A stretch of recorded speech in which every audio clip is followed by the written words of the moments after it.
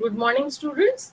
Now, see, student, in the last lecture, we all have discussed that what safety measures we should follow to avoid any type of the accident. But student, only following the safety measure is insufficient in the case of the laboratory where we all are going to use many chemicals and many instruments. So in the last lecture also I had discussed about it that yes, there must be marking about each and every chemical. And see, student, now here today we will be talking about safety symbol. Why there is a need of the symbol? They could have write the description over the particular chemical bottle also, but why there is a need of these symbols? Why the symbols are being used? Now see, the first of all, one picture can speak more than thousand words. So by keeping this in mind, they have designs of how these symbols are been formed. What is the history that we all are going to discuss only. But for the time being, we should know that there was a need that although we all are studying the biology subject, and with the advancement of the biology we are using more and more type of the chemical.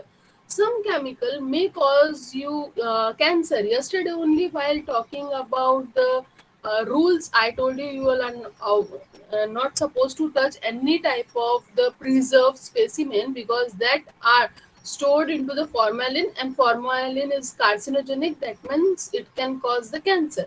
So now see, if you do not have idea about this particular chemical that only touching can cause the cancer in you, so you may touch it, right? You may not be very much afraid of that कि चलो कुछ नहीं होगा. So for that particular reason, some symbol, there was the need of some symbol so that you should have the thorough idea about the chemical, because each and every chemical we do not require. Now in our laboratory thousands of chemical are there, not in hundred, there are thousands.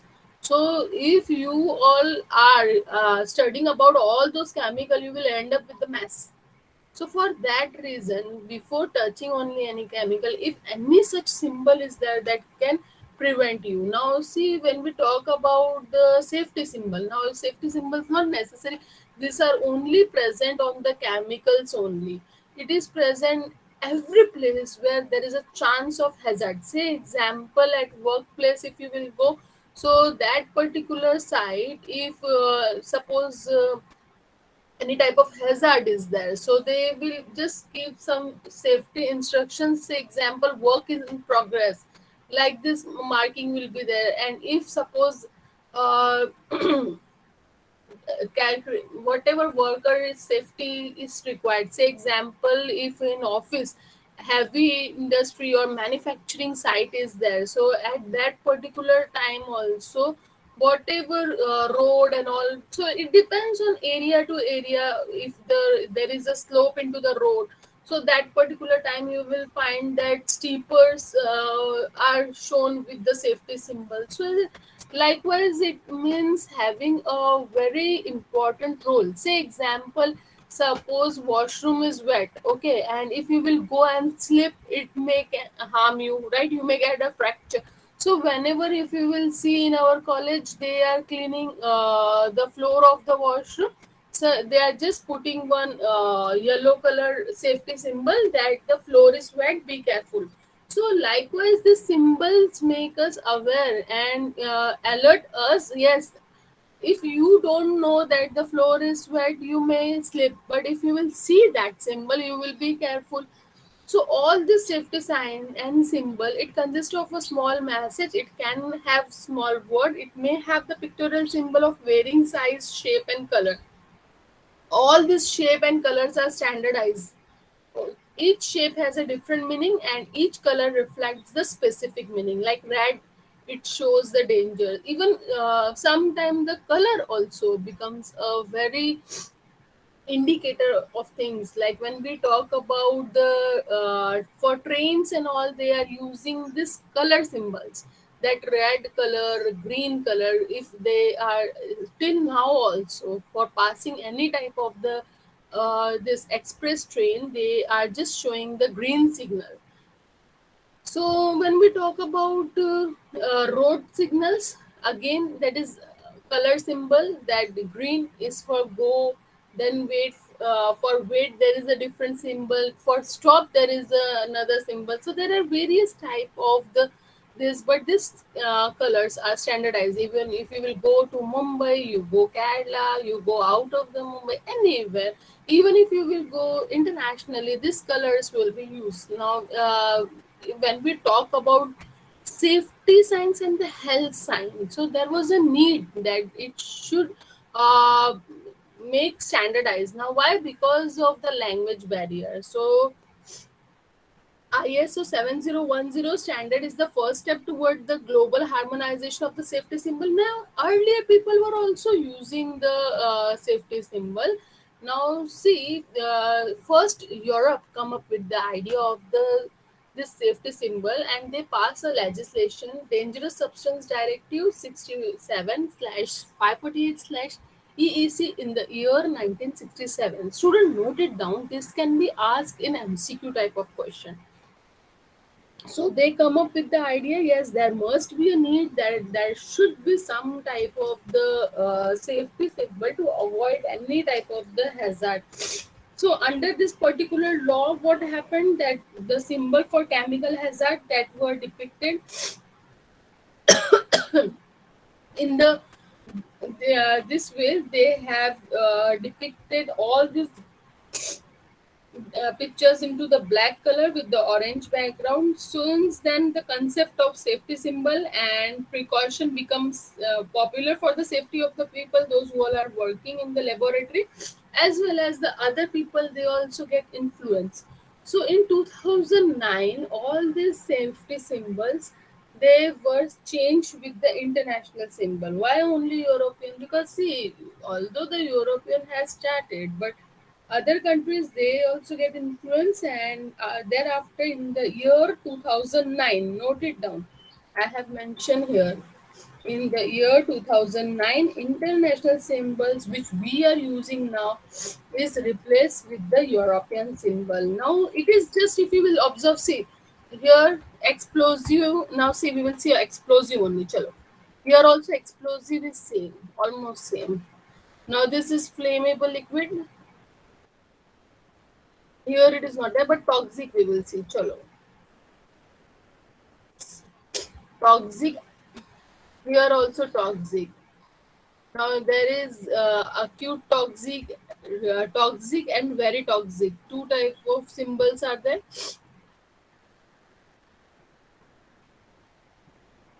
So only bit changes were there into the pictogram. Now other changes were into the shape. As you all can see, it is rectangular along with the orange yellow background. Here in the case of the international pictures, you can see there is a white background with the red border rhombus, and the pictures are depicted into the black color. Now it is compulsory now to have an international hazard symbol, warnings, then precautionary phrases on label of container, bottle with hazardous chemical. It is a very compulsory thing. They will do usually how we do this particular type of the practical. I usually keep the chemical bottles containing all this type of the symbol, and I ask student to identify. Now on one chemical, when you will practically do this particular thing, you will find there may be two or three symbols. So that time the student write two three symbol, they identify two three symbol, and it really becomes very knowledgeable for them. So now, as we cannot go to the laboratory, what we will do, we will solve one quiz. Last lecture also I shared one quiz in FC lecture. I hope you all have solved that. Now for this lecture also I will share one quiz, and again the link of that quiz will be kept into the description box of this video. Simply go on that particular quiz. In that all these symbols were there. A very simple thing you have to do, you have to identify the symbol. Let me check how much learning outcome you got. Okay. Now let us discuss about the safety symbol. First symbol is the poisonous, toxic. Now, see, this is a very simple symbol, right? Even if an illiterate person will also see, will come to know here there is some danger, because already this particular type of the symbol we are using for the danger, right? So for now, toxic means the most dangerous thing. Poisonous or toxic means it may harm the life. So scientists thought that this could be the best symbol to predict the toxic substance. So all the chemicals, or maybe that chemicals mixture which can be harmful to the environment as well as to the human health if inhaled, swallowed, or observed in any way. So, for that particular reason, that may cause the toxicity in the body and they may be poisonous. So, some of such chemicals are able to express their toxicity if they are come in contact for the long period. So, such chemicals are called as the chronic. Students note down the term chronic and the just a minute, someone wants to enter in the lecture.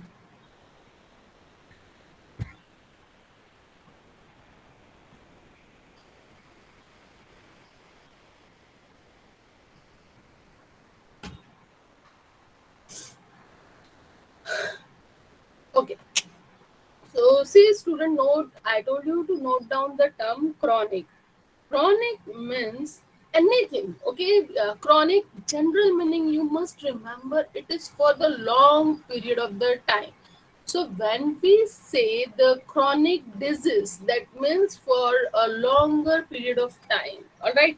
Like diabetes. So, when we say chronic in terms of toxicity, so it means that if such chemicals will come in contact for the long period of the time, they will cause the cancers. Sorry, they may cause the harm and that may become the toxicity. And such chemicals are known as the slow poisons. Okay, whereas some chemicals they can lead to the immediate death after consumption. So such chemicals are known as the acute toxicity. Now see, such chemicals may be carcinogenic like nenhydrin. Now see, note down this nenhydrin. You will be using it in your this chromatography technique. Okay, so when we will be performing the amino acid chromatography, paper chromatography is also called. It is also called as the paper chromatography. That time we give this nenhydrin spray to you all. Now you spray it and as well as you touch also. So be very careful. This nenhydrin may be carcinogenic or it is also toxic, or maybe the teratogenic chemicals like benzene. Some are highly toxic, namely hydrogen cyanide. A small quantity also is sufficient to kill. Now, how it kills the individual? It directly bind with the mitochondria and it stop your breath and it can take the life immediately. It is advisable to either replace such chemical completely if possible, or maybe use the alternate chemical which release the less toxic or non-toxic. But there may be certain practicals where the use of such practicals are required. So we are using, but we are informing students that these are the chemical content of this particular practical. You are supposed to wear the gloves. So, and if required, if we find that such chemicals may produce the effervescence or we may require to heat such chemical, and it may produce some type of gases, so that time we instruct student that you have to wear the safety glasses also. So whenever you are completing with your practical, do not just simply dispose all such chemicals into the sink. There is a proper protocol for the dispose. Usually, especially for FIBSC student, we ask them that leave your table. Keep each and every student is having their own place on the table. Usually, we are taking batch wise. So, what we do, we give the this slide sorry, test tube stand on your table only. So we ask students that keep your test tubes, because the lab attendant, they know how they have to dispose. They are very well expert to dispose all such chemicals. So they do the task of disposing. Now, second type of symbol we will talk about is the corrosive. What do you mean by the corrosive? That means that damage the skin. Now, see, corrosion in rough meaning that it is damaging the corrosion. It is causing corrosion, or we can say zung type. We can say, so the substances which can destroy a part when they are exposed to the body, or when they are exposed to the metal part of instrument. So such chemicals are called as the corrosive. Now see the image, whatever is shown. So here you can see that if that chemical is fall on the metal, or if it is fall on your hand, it will damage. You can see here damage is shown. Just a minute. Here you can see this damage is shown with a small groove, right? Here also groove is shown, and here also. So it becomes very easy to remember this particular chemical, that corrosive.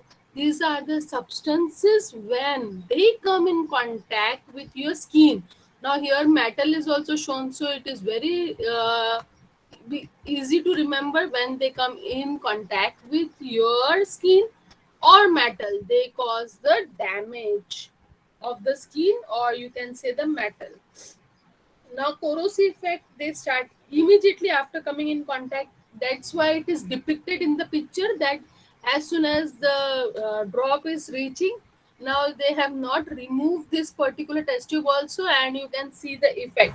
So immediate effect we can see as soon as they are coming in contact with the target surface. So such as outer surface of skin, cornea of eye, mucous lining of the respiratory digestive system, all this they can damage. Now see which are the chemicals which are highly toxic, highly corrosive. So all the strong acid and the strong bases, they are extremely potential corrosive agent. They are used, usually we are using. Now see, earlier time till your junior college, we were not giving you the concentrated acid, but now you all are in senior college, so definitely you may come in contact with the heavy, or you can say the strong acid. So that time you need to be very carefully the acid. Those pH is very much low. See acid, now this is the pH scale, student. Say example, this is the pH scale. 7 is neutral, and it starts from 0 to 1. So pH 0 to 1 are the strong acid. Same way pH 13 to 14 are the strong bases. Okay, so we need to remember when we go to the left side in the pH scale, it increase the acidity, and when we go right side into the pH scale, it increase the basicity, or you can say the number lower than 7 acidic, more than 7 is basic. Then what is the 7? 7 is neutral, children. Now we will talk about this corrosive chemical. Sometime this corrosive chemical, they can be the combustible in nature. Note down the term combustible, children. Combustible means they can catch the fire and burn the object. Even they are so much powerful that they can cause the explosion when they come in contact with the ignited burner, or may you can say the source of fire. So they can be very very very harmful. So while working with such chemicals, special precautions need to be taken. Avoid any contact with the body surface. Now see that we have already discussed that whenever you are entering in the lab, wear the apron. That also I have clearly mentioned you that you will be wearing the cotton apron, because that is bit thick and that do not catch fire as easily as compared to your synthetic apron. Make sure that you will wear gloves while using such type of chemical. Prevent inhalation. Now see, you should not inhale any type of the chemicals. So for that particular reason, your lab table is designed in such a way that it is having the smaller height as compared to that, and you should not have any such type of inhalation chances. But still students do all such, they just keep themselves busy into the gossiping and all, and that only cause the accidents. That's why initially only I have warned you, no gossiping into the laboratory. You should be focused and you should be concentrated towards your practical, so that you should not have any such type of harm in your life. Now we have done our graduation, post graduation, alhamdulillah, we never come across with any such type of accident. Why? Because of taking the appropriate care. Now, I have done my post graduation with the endocrinology. There, we were using the live specimen, and that to a rat. All of you know how notorious the rat is. But we were doing it as a part of our study, and we were very much serious. Now, a few of our colleagues, they were just playing with the rat, because this albino rat, they look very much cute, so they were playing, doing this and that, but we were very much task oriented. And whenever we were using that practical, never ever we got harm, never the rat has bitten us. So you should be concentrated and focused towards your work, so no harm will happen. Now, see, children, when we are working with such type of practical, so make sure that we are covering our mouth and nose with the mask and prevent the ingestion. Now, see, if you are a bit scared that it may produce the long effervescence, like suppose when I'm preparing, sometimes if the lab assistant is busy, I don't mind to prepare such type of chemical, especially the acetic acid. When I'm using concentrated acetic acid, it is having a peculiar smell and it may start the runny nose. So I make sure that I cover my mouth, and thereafter only I will prepare all such chemical. Now we should prevent ingesting. Now I think no need to tell you that we should not ingest any type of chemical while doing pipette, because clearly I told you, whenever we are using any type of acid or alkali, you will be getting the pipette pump. Now see, for that you need to be present into the laboratory dot at 7 a.m. Our practicals, FIBSC practicals usually starts at 7 a.m. Now, due to the online mode, these practicals are not been conducted. But when we will go for the offline, as per your timetable, if it is as per the last old timetable, so you will be having early morning practical. So that time we must be very much careful that you will be reaching into the practical on time, because early in the morning, first I give the instruction about all the chemical, their usage, protocol, everything, every instruction. But if you are coming late, you are missing all that part. So for that reason, ensure that you will be reaching to the laboratory on time. Now, next hazardous chemical, this is the explosive, highly reactive substance, where they have the high potential energy, and for that particular reason they are capable of producing an explosion. See, if this particular type of chemicals released accidentally, it can cause the spark of light, heat, and sound. Although experiment based on such explosive chemicals, they are not at all included in the syllabus of biological sciences. But see, student, you are also studying the chemistry as the your paper, but there you may use such type of particular practical.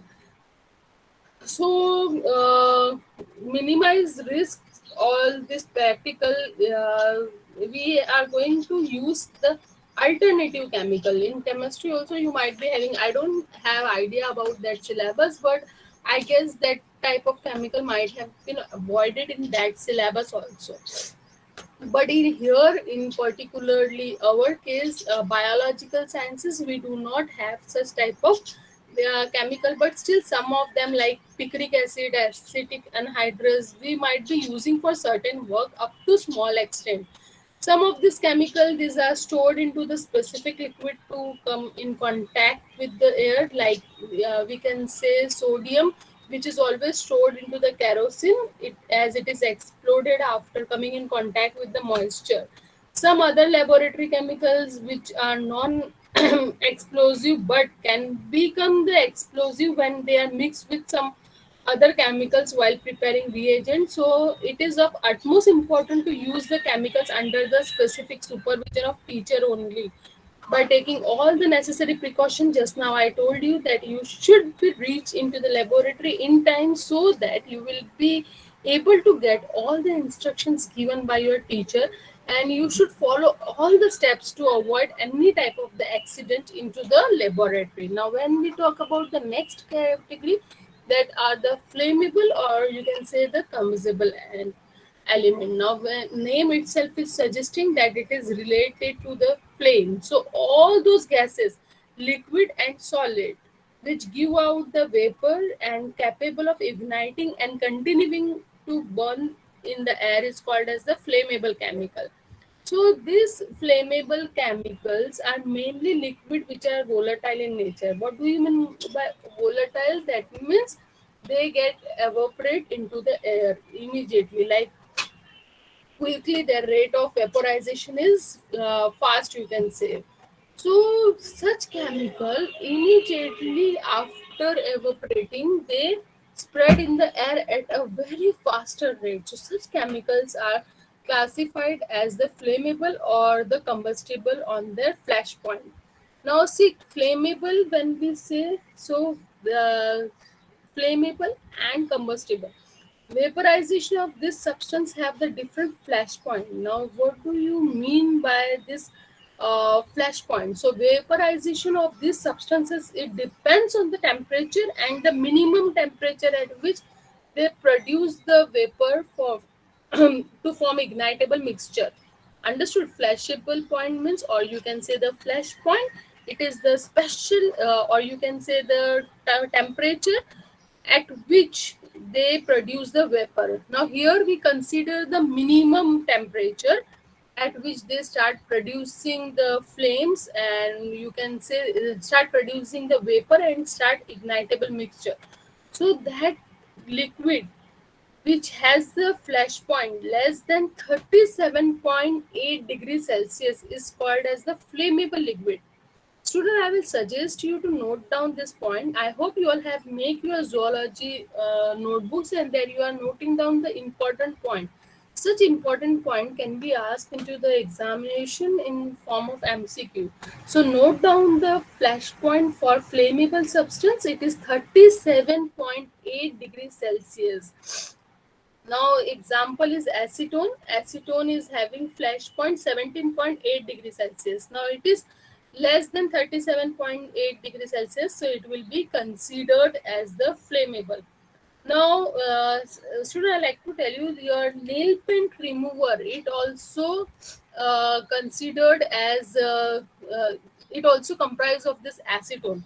Now, the liquid, those whose flash point is higher than 37 degrees Celsius, like aniline, having the flash point 70 degrees Celsius, is called as this combustible liquid. Now, since 70 degrees Celsius, 37 is also quite high. Our normally our temperature in our area, Mumbai temperature is always up to this only. So if the temperature is raised beyond that, so that after that particular chemical may catch the fire. So here 70 degrees Celsius, that means it is quite high. So you can imagine that until unless we will not heat them, they will not get the fire. Lower the flash point, higher the risk of. Understood. Say example acetone, 17.8 degrees Celsius. That means it depends on the temperature. So note down this point. Lower the flash point, higher the risk to cause fire in the laboratory.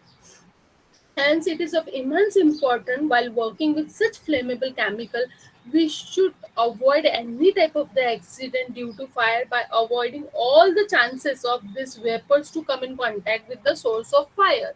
Now see, first of all, we have the special hooder where we are using this particular burners and all. So we have the special working place where we are doing that.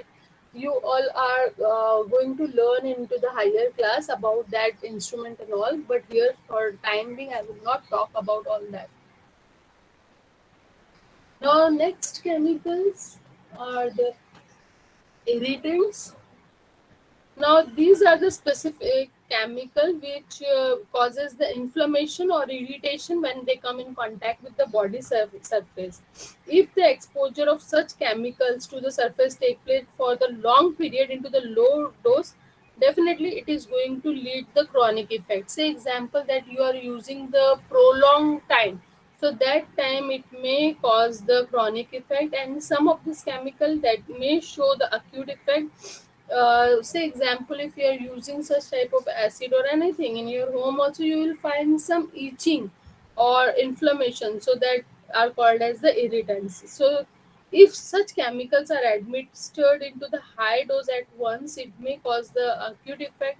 Majority of the organic solvent, strong acid, strong alkali, all these are the potential irritant chemicals regularly used for the experiment into the biological laboratory. So we should be very careful with this symbol. So whenever you will be studying this, that's why I told you. Just a minute. Alhamdulillah.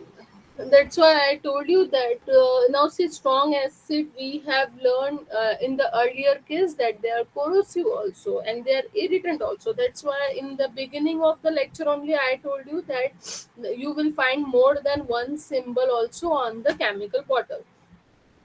Now some of these chemicals they may show the acute effect if we are using it on the larger dose. Certain physical agents like radioactive substances, ultraviolet light, or iodizing radiation, they are also of some nature. So, here what we do, we explain you before handling each and every chemical. So, that you will not come in contact with such thing. Now, aspirant hazard. Now, the symbol is only depicting it is related to our respiratory health. So, the chemical substances, when they are entering in your trachea or lungs directly through the nasal or oral opening, is called cause the aspiration hazard. Now, see, there are two categories of the aspiration hazard. The first category they cause the severe toxicity on aspiration, like turpentine or chlorinated hydrocarbons and category. Now see, paint nowadays the paints are turpentine free, but earlier you might have seen that at the time of the oil paint, we used to feel a strong irritate or allergy. The people, allergic people, they can't bear that smell, and even normal people also they will not feel okay because they cause the aspirant hazard. Now category 2, it is leading to the lesser toxic effects such as ketone, alcohol, etc. So this aspiration hazard lead to the pulmonary damage and chemical pneumonia, which can lead to the death also. Use of mask while doing such experiment using this chemical can be of most effective measure to avoid such type of aspiration hazard. So we should make sure that we, whenever we are using the chemicals which can cause the aspirant hazard, we will cover our mouth with the mask. Biological hazard. Now these are the infectious material. Majority of cultured microorganism. We are culturing the microorganism in SYBSC when we will be doing the air microflora, or there are many other practicals also in TY where we are doing the culture of this microorganism. So bacteria, virus, fungi, different parasite with their toxic byproduct, they all form the biohazardous infectious material. So they need to be properly treated before disposing. Now see, as itself they may not harm you because in when we are doing all such biotechnology practical, so that time we are wearing gloves and all, but at the time of dispose when they will come in contact with the environment, so they may produce the hazardous effect. So there is a need to discard it in a proper way. So we have the special dustbin for this biohazard, especially when you will be doing all hematology practical in TYBSc. So you will find that you have the special dustbin for discarding your biohazard material. There we are discarding it. So these have a potential cost to cause the extensive damage to the other life form into the nature. They can cause the disease also in the human population. They can even lead to the epidemic by causing contamination of the food material. Like now, see what is the corona? It is the biological hazard only, which can be spread. So we should be very much careful of all such biological hazardous material. Now, next category of the chemical is the compressed gas. So, the compressed gases and air, they are defined being those with approximate pressure exceeding 1.47 bars, or as liquid having the vapor pressure exceeding 2.94 bars. Now, see here, you should remember this pressure. Gas is 1.47 bars, and if it is liquid, so that particular time the pressure should having exceeding 2.94 bars. So gases such as oxygen, hydrogen, helium, ethane, chlorine, nitrogen, and particularly compressed air, these are widely used into the industry for medical purpose. In hospitals also you might have seen that such compressed gases have been used. Depending on the characteristic of the gas, it is packaged into the metal gas cylinder in a liquid form or gas as under the high pressure. The main danger in use of such compressed gas arise from their pressure, not because of that gas, because of their pressure, and from their toxic and maybe flammable properties that comes after. But the most important thing or most important hazardous thing is their compressed nature. The main precaution to be taken is that compressed gases must be used for the purpose for which their use is authorized. Now, in our laboratory, we are never using such type of compressed gas. All the hoses and fitting of such compressed gas should be maintained into the good condition and examined on the regular basis. Same for our gas cylinder also in home, we take utmost care. Nowadays, we have the pipeline in most of the Mumbai area, but still at some places we are using the this compressed cylinder only for the home, or you can say the cooking gas. Now, oxidizing agent, it is defined as the substances that contain the oxygen, halogen. Now, what are the halogen? Fluorine, chlorine, bromine, iodine, all these are the halogen.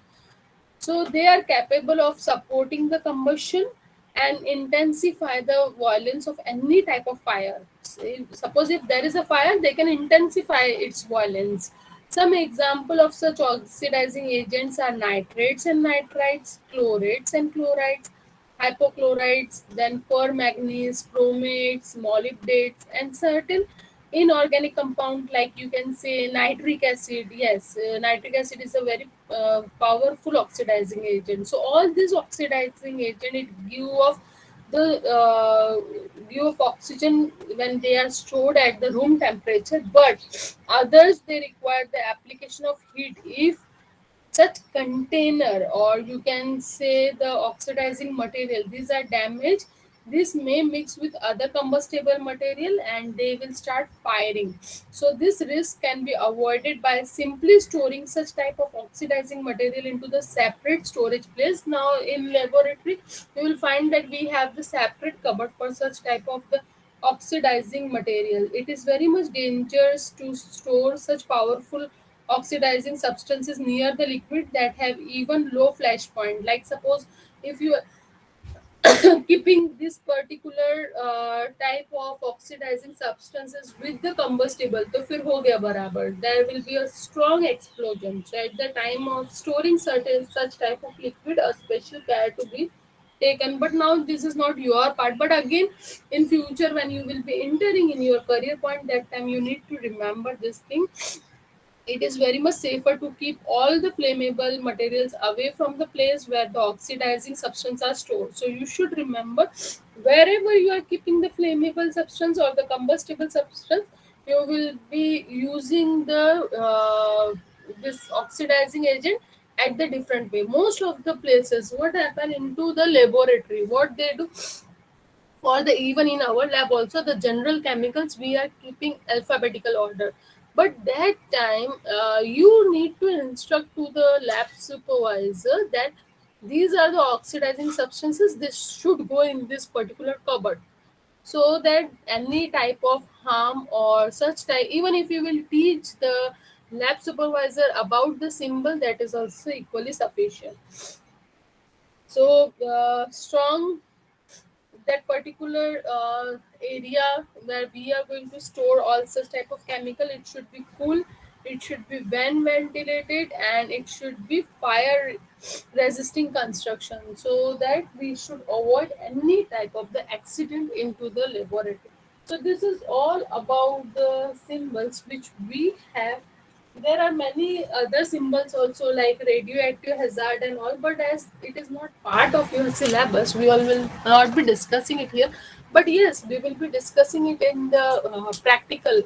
So for this note, we'll stop for now.